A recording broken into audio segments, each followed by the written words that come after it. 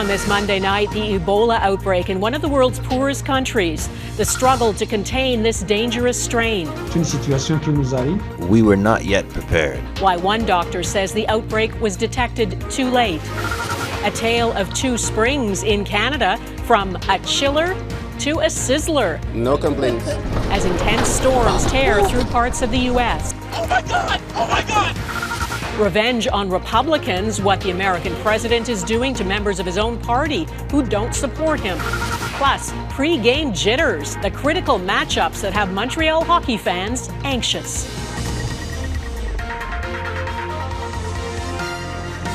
Global National with Donna Friesen. Good evening and thanks for joining us. We begin tonight with breaking news. There has been a shooting at a mosque in San Diego, California. Police say 5 people are dead, including 2 suspected shooters and 3 adult men, including a security guard who police say played a pivotal role in preventing more bloodshed. Police say 2 teenagers opened fire at the Islamic Center of San Diego. Aerial footage shows police responding with a heavy presence. Dozens of patrol cars surrounded the complex. Armed officers were quickly on the scene. An imam from the Islamic Center says all teachers, students, and other school staff members who are at the mosque are safe. The mosque is in a residential neighborhood of San Diego, about 14 kilometers north of the downtown core. The suspects at this point appear to have died from self-inflicted gunshot wounds, with no officers involved in firing their weapons. We got a lot of work to do to try to figure out what led up to this. Police say it is being treated as a hate crime. They say the mother of one of the dead suspects had called police this morning telling them her son was suicidal, that he'd left a note containing hate speech, and that weapons were missing from the home. The 2 male suspects are believed to be 17 and 19 years old. That Dutch cruise ship hit by an outbreak of hantavirus has now returned to the Netherlands. 25 crew members and 2 medical staff have now disembarked. The ship's operator says none have symptoms. As a precaution, they will isolate in mobile homes set up nearby, equipped with food and satellite communications. The ship will be cleaned and decontaminated. 3 passengers of the ship died. 2 of them were confirmed to have hantavirus, and a Canadian who was also on board later tested positive and is isolating in BC. Of greater concern right now is an outbreak of the Ebola virus in the Democratic Republic of Congo. The World Health Organization has declared it a public health emergency of international concern. At least 100 deaths have been reported, and there are hundreds more suspected cases. And now an American doctor in the region has, according to the charity he works with, tested positive for Ebola. Vincent McAviney explains why this outbreak is deadlier than previous ones.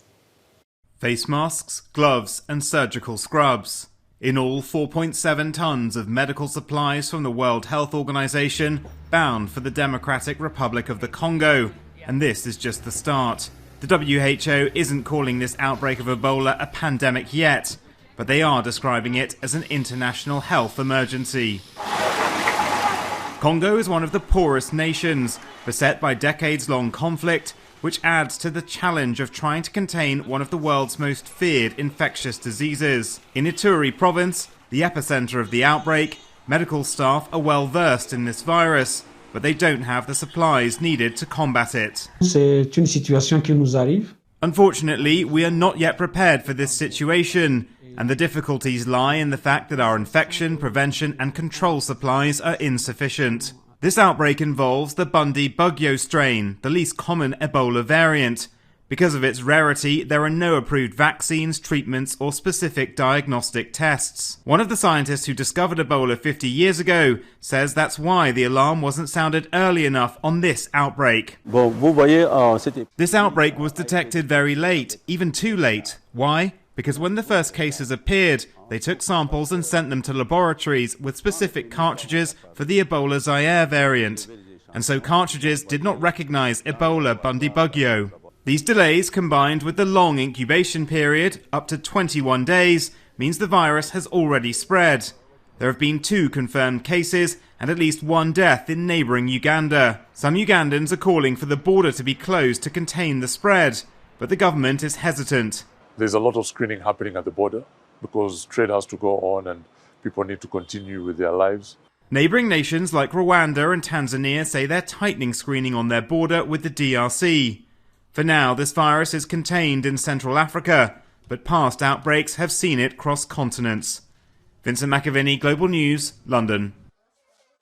This holiday Monday is a hot and humid one in Canada's largest city, and much of southern Ontario is under a heat warning, the first of the season. Seán O'Shea reports on the hot spell and how the city is taking extra precautions to keep people cool. It's a burst of summer-like weather on a day when many, weary of winter, finally got their wish. This is a nice change, actually. Sunshine and heat, conditions the Greater Toronto area hasn't seen in months. I'm happy, like everyone can come and enjoy the weather. But you're not complaining about the weather considering the spring? Not at all. No complaints. The Toronto weather has gotten so warm, Environment Canada issued its first heat event of the year. The last time the temperature was this warm in Toronto, you have to go back over 9 months. Environment Canada warned temperatures in Toronto and surrounding municipalities could reach 30 degrees. With humidity, it could feel like 36 degrees. Looking forward to some good weather and, people getting out and just enjoying the city. The sudden hot weather comes near the end of a cool spring and one of the most blustery winters in years that included a record snowfall. With all of that snow, the cold that lingered well into spring, and now all of a sudden it is hot. And while Toronto basks in heat, some parts of Canada, including Saskatchewan, got snow on the holiday weekend. Here, the City of Toronto activated its heat relief strategy, which involves opening cooling centres and making water available. The fact that the city's starting to put water stations in, I think that's fantastic. While complaining about the weather is common wherever you go, when it becomes 35 degrees, it's too humid for me. Today, though, most people you ask welcome the heat. I think it's not too bad. You like the summer hot weather? I love the summer, yes. As part of its strategy to help those who can't cope with the heat, the City of Toronto is running a pilot program to distribute 1,000 portable air conditioners to low-income households that include at-risk seniors and those who are pregnant. Donna. Okay, Seán O'Shea in Toronto. Thanks. Stop, stop, stop, stop, stop, stop, stop! Volatile weather is sweeping through parts of the U.S. Multiple tornadoes tore across Nebraska, Iowa, and Kansas yesterday. There are no reports of any fatalities, but multiple structures were flattened or damaged. People across the Midwest are bracing for more severe weather. 46 million Americans remain at risk from intense storms from North Texas all the way to northern Michigan. The U.S. president doesn't have many vocal critics within the Republican Party, and Donald Trump is doing all he can to remove the few that remain ahead of midterm elections in November. Who will run in those elections is being decided now in primaries. And though President Trump's own approval ratings are low, he is intent on making sure only loyalists end up on the ticket. Jackson Proskow reports. We fought the president, the attorney general, the FBI director. For standing with survivors of Jeffrey Epstein, Republican Thomas Massie now stands to lose his job. Thomas Massie is a disaster for our party. President Donald Trump has actively campaigned against the Kentucky congressman and endorsed his opponent over a perceived lack of loyalty. Trump told Republican supporters to vote the bum out ahead of Tuesday's primary. I think he's attacking me to keep the rest of these guys in line. Massie wouldn't be the first anti-Trump Republican to fall. Thank you very much. Over the weekend, Republican Senator Bill Cassidy lost his primary in Louisiana. Trump turned on him over his support for impeachment after the January 6th attack on the U.S. Capitol.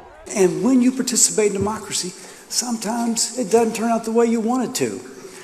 But you don't pout, you don't whine, you don't claim the election was stolen. Ahead of November's midterm elections, Republican primaries have become a test of Trump's influence. You can disagree with President Trump, but if you try to destroy him, you're going to lose because this is the party of Donald Trump. More often than not, Trump's picks still win. It's hard to find instances of a president kind of meddling so much in his own party's primaries. And again, he's really had a lot of success with it in terms of, purging people from the party that he doesn't like. Going all in on the president looks increasingly risky for the Republican Party.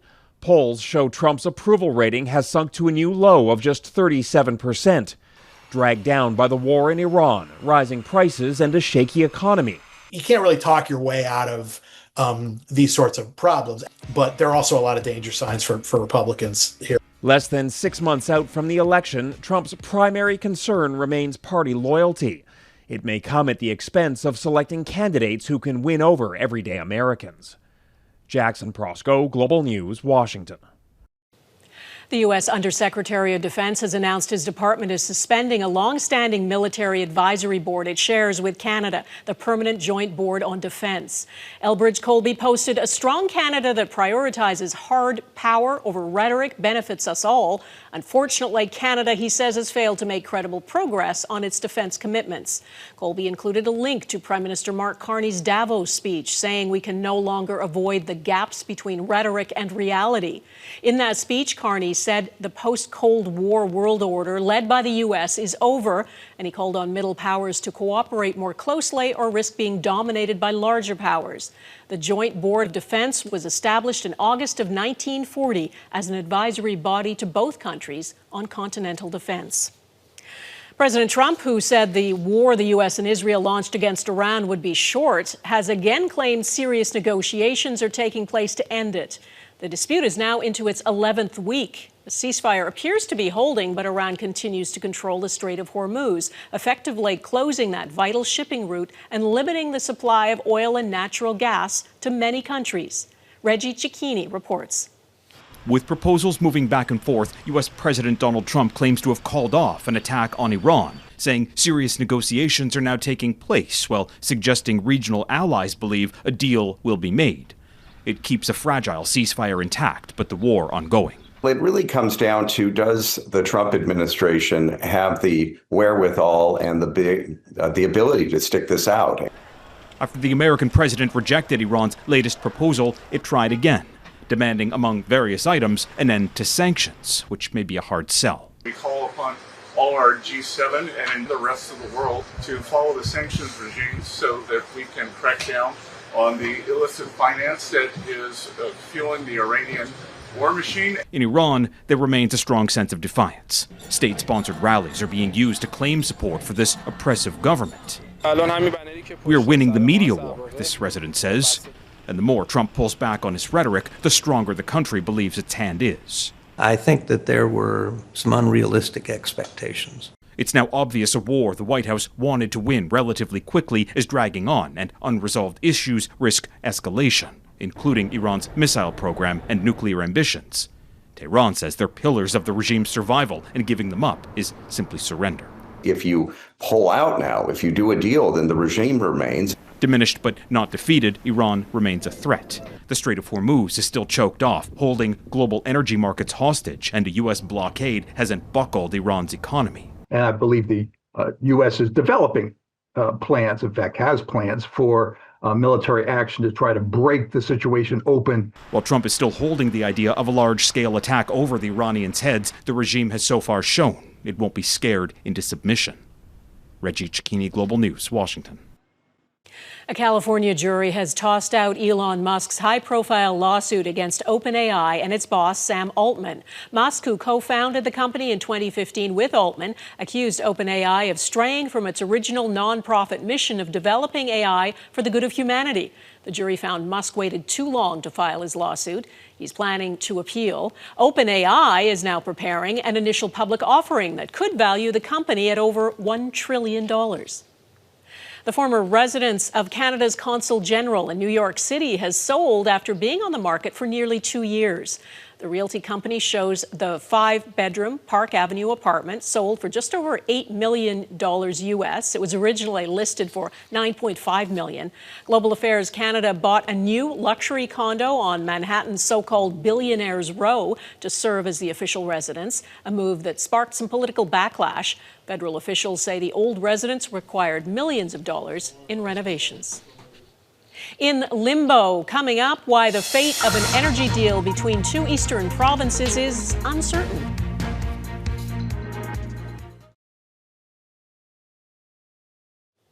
Toronto police say 3 of its off-duty officers were arrested while vacationing in Barcelona. Spanish authorities say the men are facing charges after a sex worker was allegedly hurt and sexually assaulted in a taxi last week. Toronto police is not providing details but calls the allegations serious.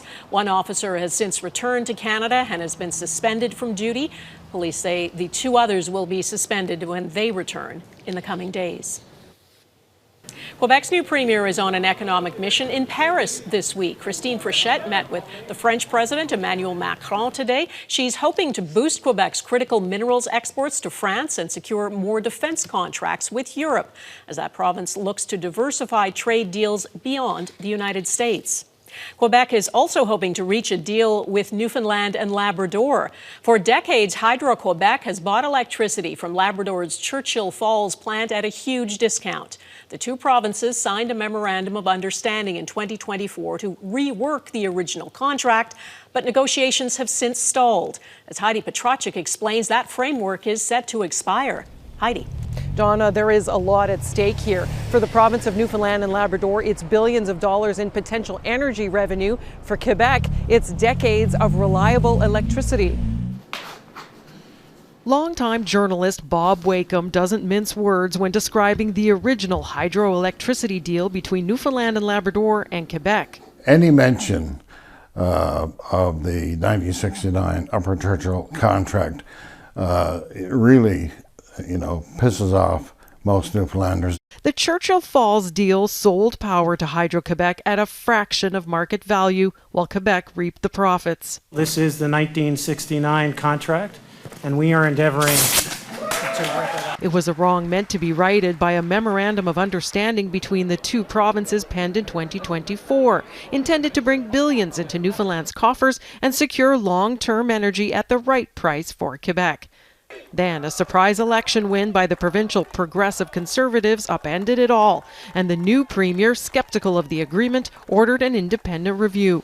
Its findings set to be revealed Tuesday. It's clearly always been and should always be about the people of Newfoundland and Labrador. Quebec's premier, Christine Frechette, has said the memorandum is mutually beneficial. Bob Wakeham, no relation to Premier Wakeham, believes it's an opportunity lost if it doesn't go ahead. I think it'll go down in history as another lost dream, and God knows there have been many. And to leave those billions of dollars on the table, I can't reconcile that, The Prime Minister has said the federal government could help with negotiations between Quebec and Newfoundland and Labrador. Whether it comes to that will largely depend on the Independent Review Committee's report. Donna. All right, Heidi Petracek in St. John's, Newfoundland, thanks. Ahead, the labor dispute causing commuter chaos in New York.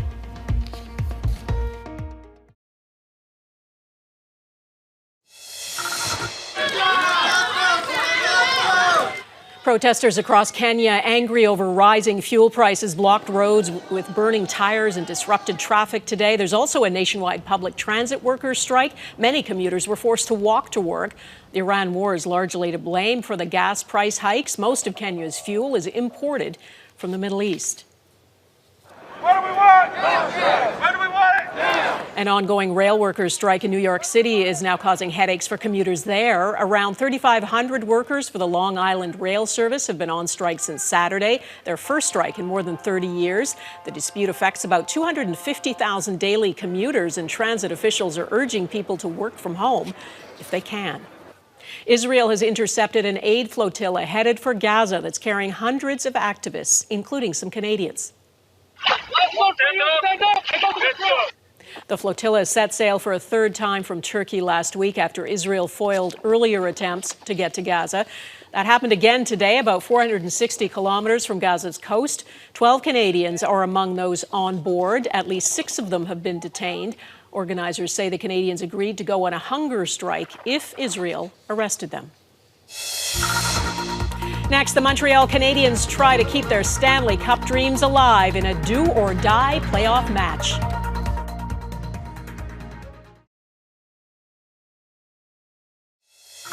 The Montreal Victoire were looking to win their first professional women's hockey championship tonight. The team had a 2-0 lead over the Ottawa Charge in the best-of-5 final. Montreal had thrilling overtime wins in their first 2 games, but Ottawa came back tonight to win Game 3 and stave off elimination. The other big game for Montreal fans is tonight in Buffalo. It is Game 7 of the Montreal Canadiens playoff series against the Sabres. A win means the Habs will go to the Eastern Conference Finals. A loss will mean the last Canadian team left in the Stanley Cup playoffs is out. A big watch party is planned in Montreal, and Dan Spector is there. Dan. Donna, you can feel a mix of nervousness and excitement hanging over Montreal as Habs fans gather at the Bell Centre for what will either be the last game of the team's season or the start of a brand new chapter of a thrilling playoff run that has galvanized the city.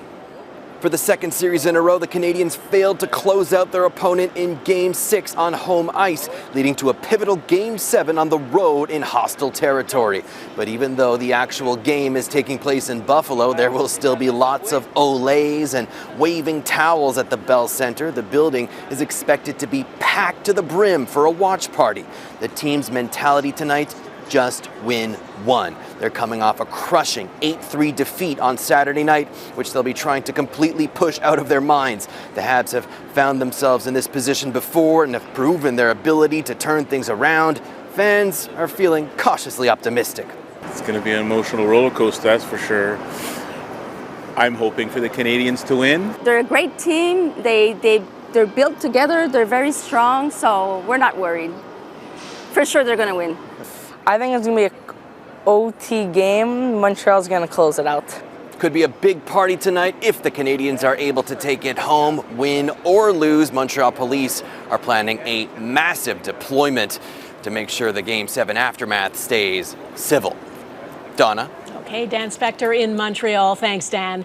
That is Global National for this Monday. I'm Donna Friesen. Tonight's Your Canada is Canmore, Alberta. We'd love to see your Canada. Please email it to us. And thanks for watching. Hope to see you here again tomorrow. Bye-bye.